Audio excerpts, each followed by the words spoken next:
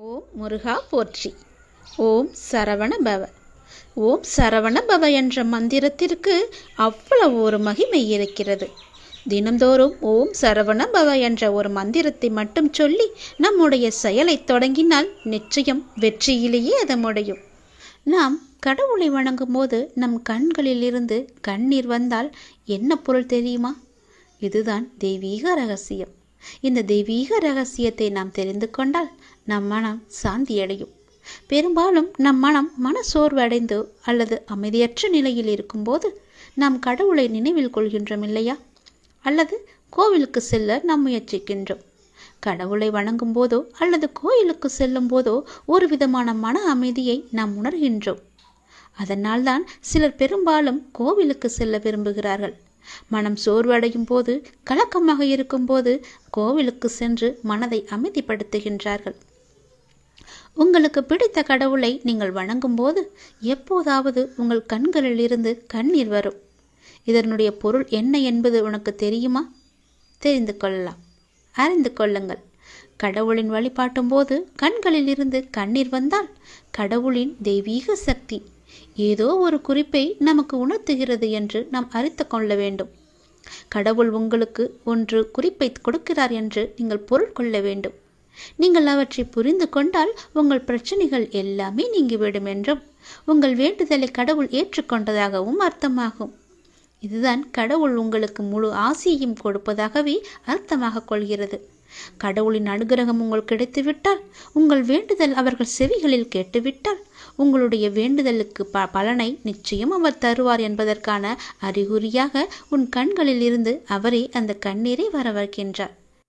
தீபாராதனை காட்டும் போதோ அல்லது கடவுளின் உருவத்தை பார்க்கும் போதோ உனக்கே தெரியாமல், உன்னை அறியாமல் கண்களை திறந்திருக்கும் போதோ அல்லது கண்ணை மூடிக்கொண்டிருக்கும் போதோ உன் கண்களில் இருந்து தண்ணீர் வருகிறது என்றால் நீ வந்ததை அவர் ஏற்றுக்கொண்டார் என்ற அர்த்தம். உன்னை பார்ப்பதற்காகவே அவர் வெகு நாட்களாக காத்திருந்தார். உனக்கான பதிலை சொல்வதற்காகத்தான் அவர் காத்திருந்தார் என்றும், உனக்கு ஆசி வழங்கவே அவர் காத்திருந்தார் என்றும் அர்த்தமாகும். உங்கள் கண்ணீரிலிருந்து கண்ணீர் வந்தால் உங்கள் வழிபாடு மிகவும் வெற்றிகரமாக முடிந்துவிடும் என்று அர்த்தம். நீ எதை வேண்டி செல்கின்றாயோ அது நிச்சயம் வெற்றியில் முடியும். இப்போது உங்கள் பிரச்சனைகள் அனைத்தும் நீங்கி உங்கள் ஆசைகள் நிறைவேறும் என்றும் கடவுள் உங்களுக்கு ஆசீர்வதிப்பதற்காக ஒரு சின்ன அறிகுறியாக உங்கள் கண்களிலிருந்து கண்ணீர் மலையாக வரும். ஒரு சொட்டு கண்ணீர் வந்தாலும் அதற்கான அறிகுறிதான் அது. கவலைப்படாதீர்கள். கடவுள் எப்பொழுதும் நம் கூடவே இருப்பதற்கு ஒரு சின்ன எளிய பரிகாரம். எப்பொழுதெல்லாம் உங்கள் மனம் பாரமாக இருக்கின்றதோ, உங்கள் பிரச்சனையை தீர்க்க முடியாதது என்று நினைக்கிறீர்களோ, உங்கள் குழப்பங்கள் அதிகமாக இருக்கின்றதோ, அப்பொழுதெல்லாம் உங்கள் விருப்பமான கோவிலுக்கு சென்று அந்த பகவானை நினைத்து ஒரே ஒரு தீபம் ஏற்றி வழிபட்டு அவருக்கு முன்னால் மண்டியிட்டு கையேந்தி நில்லுங்கள். நீங்கள் அந்த தெய்வீகத்தை உணர்ந்து கொண்டால் உங்கள் பிரச்சனைகள் எல்லாம் நீங்கிவிடும் என்றும் உங்கள் வேண்டுதலை கடவுள் ஏற்றுக்கொண்டதாகவும் அர்த்தமாகும். உங்கள் கண்களிலிருந்து கண்ணீர் வந்தால் உங்கள் வழிபாடு நிச்சயம் வெற்றியில் முடியும். தெய்வீக தன்மையுடன் உங்கள் வீட்டை வந்து அடைந்து அதற்கான முயற்சியை செய்யுங்கள். நீ செய்யும் ஒவ்வொரு செயலிலும் ஓம் சரவண பவ என்ற மந்திரம் எப்பொழுதும் ஒலித்து கொண்டே இருக்கட்டும். என்னுடைய அருளும் ஆசையும் எப்போதும் உனக்கு துணை இருக்கும். என் அன்பு குழந்தையே, நான் உன் வீட்டிற்கு வந்துவிட்டேன். நான் உன்னை கவனித்து கொண்டு இருக்கின்றேன். தினமும் உன் முகம் வாடி போகிறது. எதனால்? என்னிடம் நீ வைத்த வேண்டுதல்கள் நடக்குமா நடக்காதா என்று கொஞ்சம் நம்பிக்கை குறைவோடு நீ சிந்தித்து கொண்டிருக்கின்றாய். என் மீதான நம்பிக்கையும் உனக்கு குறைந்து விட்டது. அந்த எண்ணம் உனக்கு எதிராக மாறிவிடும்.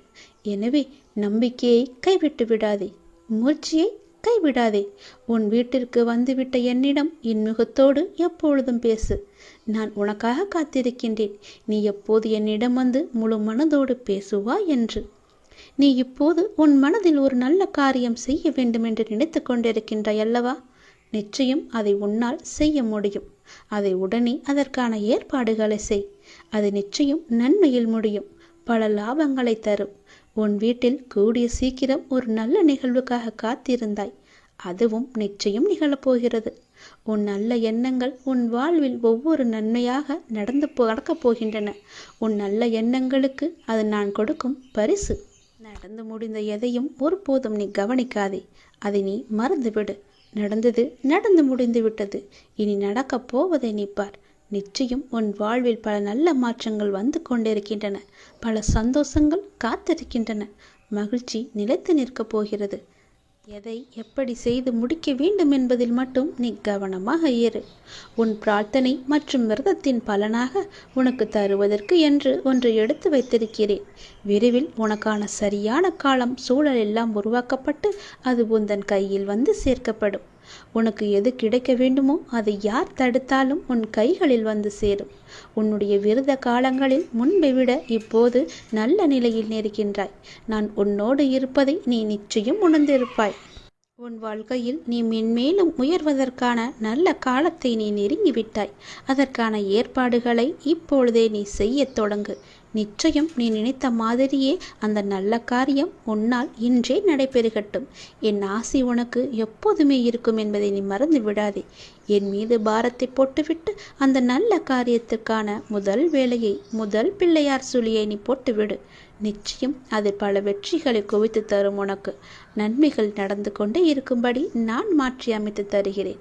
அதற்கான கால நேரம் எல்லாம் வந்துவிட்டது. யார் தடுத்தாலும் இது நிச்சயம் நீ செய்ய வேண்டும். ஏனென்றால் உனக்கான காலம் இது. இது சரியான நேரம். உனக்கான காலம் கனிந்து வந்துவிட்டது. உன் மனதில் நினைத்ததை நீ செய்ய வேண்டிய நேரம் இது. கவலைப்படாதே. உனக்கு துணையாக நான் இருக்கின்றேன். எதுவும் சாத்தியம்தான். நான் உன்னுடன் இருக்கையில் நான் இருக்கின்றேன், நான் பார்த்து கொள்கிறேன் என்று சொல்வதற்கு ஒருத்தர் கூட இல்லாத பட்சத்தில் நான் உனக்கு துணையாக இருக்கிறேன். நீ செய். அது நிச்சயம் நன்மையில் முடியும். எனக்கு ஒருவர் இருக்கிறார், என் அப்பா இருக்கிறார் என்ற நம்பிக்கையோடு இதை நீ செய்ய தொடங்கு. எனக்காகத்தானே காத்திருந்தாய். நானே உன் வீட்டிற்கு வந்து விட்டேனே. பிறகு ஏன் குழப்பம்? செய். நிச்சயம் அது நன்மையில் முடியும். உன்னை காண வந்து விட்டேன். இனி எல்லாமே உன் வாழ்க்கையில் நல்லது நடக்க நான் உனக்கு துணையாக இருக்கிறேன். என்னுடைய விபூதியை எடுத்து நீ பூசிக்கொள். நிச்சயம் அது உனக்காக மட்டுமே இருக்கிறது. அது உனக்கு துணையிருந்து நீ செய்ய வேண்டிய காரியத்தில் எல்லாம் நிச்சயம் நல்லது நடக்கும்படி அதுவே உனக்கு துணையாய் இருக்கும். உனக்கு வெற்றி நிச்சயம். கடவுள் உன்னோடு இருப்பேன். நான் இருக்கின்றேன். நான் பார்த்து கொள்வேன் எனும் உன்னுடைய நம்பிக்கை ஒரு நாளும் வீண் போகாது. நிச்சயமாக நான் உன்னை பல சூழல்களிலிருந்து, கஷ்டமான இக்கட்டான சூழல்களிலிருந்து நான் உன்னை பார்த்து காத்து கொண்டு வருகிறேன். என் குழந்தையே, நீ எப்போதும் தைரியமாக இருக்க வேண்டும். வாழ்வில் சில விஷயங்களை நீ பூதகாரணமாக கற்பனை செய்து அச்சம் கொண்டிருக்கின்றாய். அப்பா, என்னால் முடியவில்லை என்று என்னிடம் வந்து புலம்புகின்றாய். கவலைப்படாதே. நான் உனக்கு துணை நிற்கின்றேன். என்னுடைய கரங்கள் உன்னை நிச்சயம் காப்பாற்றும். என் துதி உன்னை எப்போதும் உறுதுணையாக இருந்து உன் அருகிலேயே இருந்து உனக்கு பக்க பலமாக உனக்கு தேவையானவற்றை எல்லாம் செய்யும். என்னுடைய உதியை எடுத்து நீ பூசிக்கொள். உனக்கு நல்லது நடக்கும். நான் பார்த்து கொள்கிறேன். நீ தைரியமாக இரு. நினைத்ததை செய்து நீ நிச்சயம் அதில் வெற்றியும் முடிவாய். கண்டிப்பாகவே நான் சொன்னது உனக்கு நடந்தே தீரும். எண்ணங்கள் தான் நமது எதிர்காலத்தை தீர்மானிப்பதில் மிக பெரிய பணி செய்கின்றன. ஒருவரை பற்றி நமக்கு ஏற்படும் நல்ல சிந்தனையோ கெட்ட சிந்தனையோ அவரை தீர்மானிப்பதில்லை, நம்மையே தீர்மானிக்கின்றன. எனவே வாழ்க்கையில் வெற்றி பெற விரும்புகிறவர் என்றும் எப்போதும் எல்லா நேர்மறையான சிந்தனையையே நாம் வளர்த்து கொள்ள வேண்டும். அப்படி இருந்தால் நமக்கு எதிர்ப்புறம் இருப்பவரும் வளர்வார், நாமும் வளர்ந்து எல்லோரும் போல நன்றாகவே இருப்போம். நிம்மதி நம்முடன் எப்போதுமே நிலைத்திருக்கும். குழந்தையே, ஒருவர் வியாபாரம் செய்ய முடிவெடுத்து தன்னுடைய குருவை நோக்கி சென்றார். செய்யலாமா வேண்டாமா என்று தீர்மானிப்பதற்காக அவரிடம் கேட்பதற்காக சென்றார். தம்முடைய ஊருக்கு வந்த சன்னியாசி ஒருவரை சென்று சந்தித்து தனது நிலைமையை சொல்லி புலம்பினான் ஒரு வியாபாரி. நீ வியாபாரம் செய்ய வேண்டும் என்று முடிவு செய்தது தவறல்ல. என்ன வியாபாரம் செய்ய வேண்டும் என்று முடிவு செய்ததுதான் தவறு. மக்களுக்கு எது அன்றாடம் தேவைப்படுகிறதோ, எது வாங்க தீர்ந்து போகின்றதோ அதை நீ வியாபாரம் செய். உன் பிரச்சனை முடிவுக்கு வரும். நான் வடக்கே யாத்திரை செல்கின்றேன். 2 மாதங்களில் திரும்ப வருவேன். அப்போது வந்து என்னை மீண்டும் பார் என்று ஆசி கூறிவிட்டு சென்று விட்டார். இவனுக்கு அப்போதுதான் உண்மை புரிந்தது. மக்களின் தேவையை அறிந்து கொள்ளாமல் நமக்கு சுலபமாக இருக்கிறது என்று நாம் முடிவு செய்து இத்தனை நாள் வியாபாரம் செய்து வந்தோம். அதனால் தான் தோல்வியும் ஏற்பட்டது என்று உணர்ந்து கொண்டான். தொடர்ந்து தனது மனைவி மற்றும் நலம் விரும்பிகளுடன் ஆலோசித்து அந்த ஊரில் ஒரு காய்கறி கடையை திறந்தான். பக்கத்து ஊர்களுக்கு சென்று காய்கனி வகைகளை வாங்கி வந்து தனது கடையில் நியாயமான விலைக்கு விற்றான். இதைத் தொடர்ந்து வியாபாரம் சூடுபிடிக்க ஆரம்பித்தது. அவனுக்கு வாடிக்கையாளர்களோ பெருகினர். துறவியின் வாக்கு பழித்ததை எண்ணி அவன் மகிழ்ச்சி அடைந்தான். அவருக்கு மானசீகமாக நன்றியும் கூறினான். இந்த நிலையில் இவனது வியாபாரத்தை பற்றி கேள்விப்பட்ட பக்கத்து ஊர் செல்வந்தர் ஒருவர் இவனது கடைக்கு எதிரே இருந்த ஒரு காலி நிலத்தை வாங்கி அந்த இடத்தில் மிக பிரம்மாண்டமான கட்டிடம் ஒன்றை கட்ட ஆரம்பித்தார். தனது கடைக்கு எதிரே புதிய கட்டிடம் ஒன்று கட்டப்படுவதை பார்த்த இவன் என்ன ஏது என்று விசாரித்த போது மிக பெரிய பலசரக்கு கடை ஒன்று அங்கு வரப்போவதாகவும் அங்கு காய்கறி முதல் மளிகை சாமான்கள் வீட்டு உபயோகப் பொருட்கள் என அனைத்தும் கிடைக்கும் என்றும் கூறினார்கள். அதை கேட்ட இவனுக்கு அடிவயிறோ கலங்கியது. இத்தனை ஆண்டுகள் நஷ்டத்தில் வணிகம் செய்து வந்தோம். இப்போதுதான் ஓரளவு வியாபாரம் சூடு பிடிக்க ஆரம்பித்திருக்கிறது. இந்த நிலையில் இப்படி ஒரு போட்டியா? நான் என்ன செய்வேன் என்று தத்தளித்தான். இந்த கடை கட்டி முடிக்காவிட்டால் எல்லோரும் இதற்குதானே செல்வார்கள். என் கடையை யார் எட்டி பார்ப்பார்கள்?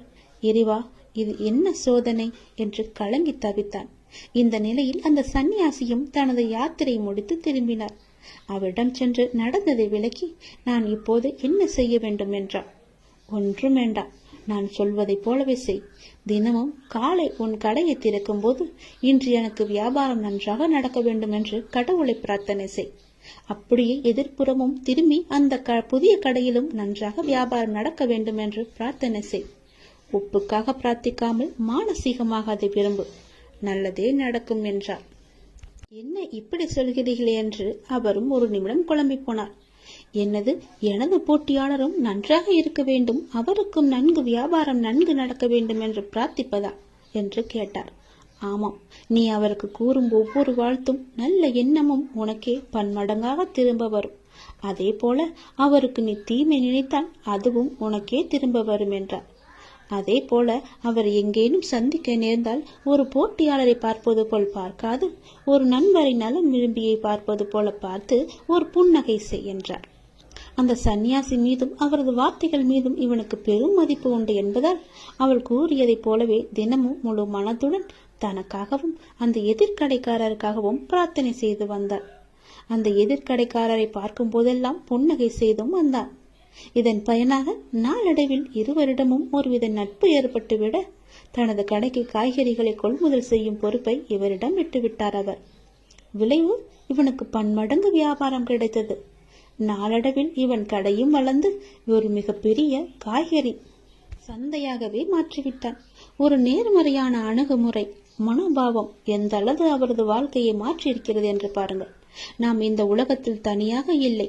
ஒவ்வொரு விஷயமும் ஒன்றுக்கொன்று பிணிந்தவைதான். நமது தான் நமது எதிர்காலத்தை தீர்மானிப்பதில் மிக பெரிய பணியை செய்கின்றன. ஒருவரை பற்றி நமக்கு ஏற்படும் நல்ல சிந்தனையோ கெட்ட சிந்தனையோ அவரை தீர்மானிப்பதில்லை, நம்மையே தீர்மானிக்கின்றன. எனவே வாழ்க்கையில் வெற்றி பெற விரும்புகிறவர் என்றும் எப்போதும் எல்லா நேர்மறையான சிந்தனையையே நாம் வளர்த்து கொள்ள வேண்டும். அப்படி இருந்தால் நமக்கு எதிர்ப்புறம் இருப்பவரும் வளர்வார், நாமும் வளர்ந்து எல்லோரும் போல நன்றாகவே இருப்போம். நிம்மதி நம்முடன் எப்போதுமே நிலைத்திருக்கும். அன்பு குழந்தையே, இந்த பிரபஞ்சத்தில் நிலையானது என்று எதுவும் இல்லை. மாற்றங்கள் மட்டுமே மாறாதவை. தினமும் நம் கண்களுக்கு தெரிந்தும் தெரியாமலும் எத்தனையோ மாற்றங்கள் நிகழ்ந்து கொண்டுதான் இருக்கின்றன. நம் வாழ்விலும் பல மாற்றங்கள் நிகழலாம். நீங்கள் மாற வேண்டும் என்று நினைப்பது இன்றே கூட மாறலாம். ஆகவே நம்பிக்கையை இழக்காதே. நமது சூழ்நிலைகள் நிரந்தரமில்லை, தோல்விகளும் நிரந்தரமில்லை, கஷ்டங்களும் நிரந்தரமில்லை, உன் கடன் பிரச்சனைகளும் நிரந்தரமில்லை, இன்றைய நிலை நிரந்தரமில்லை, அவமானங்கள் எதுவும் நிரந்தரமில்லை, கஷ்டங்களும் கவலைகளும் கூட ஓடோடிவிடும். இவை அனைத்துமே மாறக்கூடியவை. அனைத்திற்கும் தீர்வு உண்டு. நீ என்னை நம்பினார் என்னால் தீர்க்க முடியாத பிரச்சனைகளே இல்லை, நிறைவேற்ற முடியாத பிரார்த்தனைகள் இல்லை, மாற்ற முடியாத சூழ்நிலைகள் இல்லை. முழுமையாக என்னை நம்பு. உங்களுக்கு ஒன்று தாமதமாகிறது என்றால் அதை முழுமையாக ஏற்றுக்கொள். காரணமில்லாமல் இங்கு எதுவுமே நிகழப்போவதும் கிடையாது. இதை நீ இப்போது கேட்டுக்கொண்டிருப்பதற்கும் மிகப்பெரிய ஒரு காரணம் இருக்கலாம். எல்லாமே நன்மைக்கே. நம்பிக்கையோடு நீ பிரார்த்தனை மட்டும் செய். உங்கள் வாழ்வில் நிச்சயமாகவே மாற்றங்கள் ஏற்படும். நீ கேட்டபடியே நல்ல மாற்றங்களாக இருக்கும். சிறப்பாகவே நீ வாழ்வாய். என்னுடைய அனுகிரகம் உனக்கு எப்போதுமே கிடைக்கும். உங்கள் வாழ்க்கை மகிழ்ச்சியுடனே இருக்கும். உங்கள் மரியாதை உங்களிடம்தான் இருக்கின்றது. உங்கள் கண்ணியத்தில் தான் இருக்கிறது. உங்களுடைய நடத்தையில் தான் இருக்கின்றது. உங்களுடைய ஒழுக்கத்தில் தான் இருக்கிறது. உங்கள் முன்பு தரும் மரியாதையை வைத்துக்கொண்டு என்ன செய்ய போகிறீர்கள், உங்கள் பின்னால் என்ன நடக்கிறது என்று கவனியுங்கள். உங்களை சுற்றி என்ன பேசுகிறார்கள் என்பதை உற்று நோக்குங்கள். உங்கள் மதிப்பு உங்கள் கண்ணியத்தின் மூலம்தான் நீங்கள் இல்லாத இடங்களிலும் பிரதிபலிக்கும். அவரா என்பதற்கும் அவனா என்பதற்கும் வித்தியாசம் இருக்கிறதல்லவா? உங்கள் செயல்களில் அது இருக்கிறது. உங்களுக்கென்று ஒரு பெயர், உங்களுக்கென்று ஒரு குணம், உங்களுக்கென்று ஒரு எல்லையை நீங்கள் வைத்துக் கொள்ளுங்கள். எவரையும் எடை போடாதீர்கள். எவரும் உங்கள் முன்னும் பின்னும் வேறு வேறு எடைகள்தான் காட்சி அளிப்பார்கள். நம்பி விடாதீர்கள். யாரையுமே நீங்கள் நம்பி விடாதீர்கள். பெயரை வைத்துக்கொண்டு என்ன செய்ய போகிறோம் என்று நினைக்காதே. அதுவே உங்களின் ஒரே நிம்மதி. நாம் என்னும் உயர்ந்த எண்ணங்கள் நம்மை சிறந்த மனிதராக மாற்றுகிறது. நமது வார்த்தைகளை நம்மை விளைவி கொடுக்க வைக்கிறது. செயல்கள், உறவுகள் அனைத்தும் நம் எண்ணங்களின் உருவங்கள். உன்னதமான எண்ணங்கள் தான் நம்மை எப்படி என்று தீர்மானிக்கிறது. நம் ஆளுமையை அதிகரிக்க செய்கிறது. எண்ணங்களின் உன்னதத்தன்மையால் பரமமான இந்த உலகில் வசிக்கும் இறைவனை நம் மனம் அடைகின்றது. அவரது அருகாமையை ஆன்மாவின் அனைத்து தேவைகளையுமே பூர்த்தி செய்கிறது. தப்பிக்க முயற்சி செய்யும் போது சூழ்நிலைகளின் கடினம் அதிகரிக்கின்றன. நாம் அதை எதிர்கொள்ள துணிந்தால் சூழ்நிலைகள் பணிந்து சாதகமாக மாறிவிடும். ஆனால் ஆன்மீக மனோபாவம் மிகவுமே அவசியம். இதை நினைவால் உருவாகும் தைரியம் உண்மைக்கு வெற்றியை முழு பரிசாகவே தரும். அதனால் இதை நினைவால் எப்போதுமே இறைவனுடன் நாம் ஐக்கியமாகுவது போல அவர் மீது முழுமையான நம்பிக்கை கொண்டு ஒவ்வொரு செயலையுமே நாம் செய்து வந்தால் நிச்சயம் வெற்றி நமக்கு பரிசாக வரும். உன்னுடைய காரியங்கள் அனைத்தும் வெற்றி பெறும். உன் துயரங்கள், உன்னுடைய வியாதிகள், உன் கடன் சுமைகள் அனைத்தும் உன்னை விட்டு விலகப் போகின்றது.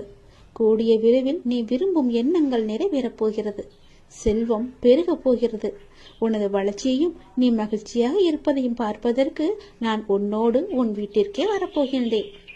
துயரங்களின் தாக்கத்தை தாங்க முடியவில்லை என்று புலம்பிக் கொண்டிருக்கின்றாய். உன் பாரதத்தின் பெரும் பகுதியை நான் சுமந்து கொண்டிருக்கின்றேன். உன்னை நான் எந்த நேரத்திலுமே கைவிட எண்ணியதே கிடையாது. உனக்காக நிழலாக, என்றும் உனக்காக நீ செல்லும் இடமெல்லாம் ஏதாவது ஒரு ரூபத்தில் நான் உன்னை துணையாக வந்து காப்பாற்றிக் கொண்டே இருக்கின்றேன். மனதையும் வாக்கையும் செயலையும் ஒருமுகப்படுத்தி நேர்மையாகவும் முள்ளப்பூர்வமாகவும் நீ செயல்படுத்த பழகிக்கொள். அவ்வாறு நீ உன் வாழ்வில் செயல்பட துவங்கினால் உன்னுடைய துக்கங்கள் அனைத்துமே ஒரு முடிவுக்கு வந்துவிடும். அனைத்து துன்பங்களும் விலகிவிடும். உன் வாழ்க்கையில் என்ன நடந்தாலும் உனது நன்மைக்காக மட்டுமே நான் நடத்துகிறேன் என்பதை நீ நம்பு. என் குழந்தையாக நீ எதற்கும் எப்போதும் யாருக்காகவும் நீ பயப்பட வேண்டாம். எல்லாமே நீ விரும்பியது போலவே நல்லதாகவே நடக்கும். இது உன் அம்மாவாக, அப்பாவாக, உன் குருவாக என்னுடைய சத்திய வாக்கு. இது எல்லா மங்களங்களும் உனக்கு விளையப் போகின்றது. எந்த ஒரு சூழ்நிலையிலும் நீ கவலை மட்டும் நீ படக்கூடாது. எதிர்மறை எண்ணத்தை உன் மனதிற்குள்ளே கொண்டு வரக்கூடாது. எப்போதும் நீயும் உன் வீடும் நேர்மறையாகவே எப்பொழுதும் சூழ்ந்து இருக்கட்டும். நேர்மறையை மட்டுமே உனக்குள்ளும் உன் வீட்டிற்குள்ளும் கொண்டு வா. தன்னை நாடி வருபவர்களிடம் எந்த வித்தியாசங்களையும் நான் ஏற்ற இறக்கங்களையும் நான் பார்க்க மாட்டேன். தன் சன்னதியை அடைந்து கண்மூடி நம்பிக்கையுடன் பிரார்த்தனை செய்பவர்கள் மேல் தன்னுடைய பேரருளை நான் வியாபிக்க செய்கின்றேன். இன்றைய தினம் என்னுடைய பேரருளை நீ பெற்று வாழ்வாங்கு வாழப்போகின்றாய். சந்தோஷங்கள் பொங்க நான் உன்னை ஆசீர்வதிக்கின்றேன். என்னை சரணாகதி அடைந்தவர்கள் துன்பத்தில் விழும் தருவாயில் கூட அவரது கை கொடுத்து நான் தூக்கி விடுகிறேன். கைப்பிடித்து எழுந்து என்னிடம் வந்து விட்டால் போதும், நான் அவர்களை பார்த்துக் கொள்வேன். நிச்சயம் உன்னுடைய எதிர்காலம் மிக சிறப்பானதாக மாற்றித்தர நான் உனக்கு சத்திய வாக்கு தருகிறேன். கடந்த காலத்தை நீ கடந்து வந்தால்தான் எதிர்காலம் உனக்கு கைகூடி வரும். நடந்து முடிந்தது அனைத்துமே பாடம். அதை மீண்டும் மீண்டும் நினைத்து கொண்டிருந்தால் கண் முன் இருக்கும் வாய்ப்பும் கண்ணுக்கு தெரியாது போய்விடும். நல்லது செய், உனக்கு நல்லதே நடக்கும். இந்த அப்பன் எப்போதுமே உனக்காக மட்டுமே இருக்கின்றேன். உன் நல்லதுக்காகவே நான் வாழ்ந்து கொண்டிருக்கின்றேன். உனக்கு நல்லது செய்யவே உனக்கு துணை புரிந்து கொண்டிருக்கிறேன். எல்லாவற்றிலும் நீ ஜெயிக்க என்னுடைய ஆசைகளையும் எப்போதும் நான் உனக்கு வழங்கிக் கொண்டே இருப்பேன். நல்லது நடக்கும். நான் உனது கோரிக்கையை நிறைவேற்றப் போகின்றேன். இரட்டிப்பு மகிழ்ச்சியுடன் நல்ல செய்தி சொல்லத்தான் நான் இப்போது வந்திருக்கிறேன். நீ இதை கேட்கும் நொடியே நீயும் உன் இல்லமும் சுபிட்சம் அடைய போகிறது. மகிழ்ச்சியும் கிடைக்கப் போகிறது. நீ விரும்பியது எல்லாம் உனக்கு கிடைத்து கொண்டே இருக்க போகிறது. அப்பா உனக்கு நல்ல செய்தி சொல்ல வந்திருக்கிறேன். மன மகிழ்ச்சியுடன் சந்தோஷமாகவே இருக்கிறேன். நீ வாழ்ந்து கொண்டிருக்கும் இந்த தற்போதைய வாழ்க்கை நான் உனக்கு கொடுத்தது. இதில் நீ அனுபவிக்கும் அத்தனையுமே நான் உனக்கு ஆசீர்வதித்து கொடுத்தது. இதை நீ எப்போதும் ஒரு நாளும் மறக்க கூடாது. இதை நீ புரிந்து கொண்டால் மறுகணமே உனது கண்கள் முன்பு நான் தோன்றுவேன். நம்பிக்கையோடு இதனை நீ ஏற்றுக்கொண்டால் மட்டுமே இது சாத்தியமாகும். உன்னை தேடி உனது இல்லம் நாடி உன்னுடன் சேர்ந்து சாப்பிடுவதற்கு நான் வந்து கொண்டே இருக்கின்றேன். எனக்கு பிடித்த உணவை தயார் செய்து வை. உன் வீட்டில் வந்து தங்கி அதை நான் உண்ண போகின்றேன். உன்னை நீ தயார்படுத்திக் கொள். எனது பரிபூரண ஆசீர்வாதம் உனக்கு கிடைக்கப் போகின்றது. அளவில்லாத மகிழ்ச்சி உனக்கு கிடைக்கப் போகின்றது. எனது காலடி படும் நேரம் உன்னுடைய வீடும் நீயும் சுபிட்சம் அடைய போகின்றாய். இதுவரை இல்லாத அளவு பெருமளவு இரட்டிப்பு மகிழ்ச்சியுடன் நீ சந்தோஷமாகவே வாழப் போகின்றாய். நீ என்னிடத்தில் வைத்த கோரிக்கைகள் எதுவாக இருந்தாலும் அது நிச்சயம் நிறைவேறப் போகின்றது. நீ விரும்பியது எல்லாமே உனக்கு கிடைக்கப் போகின்றது.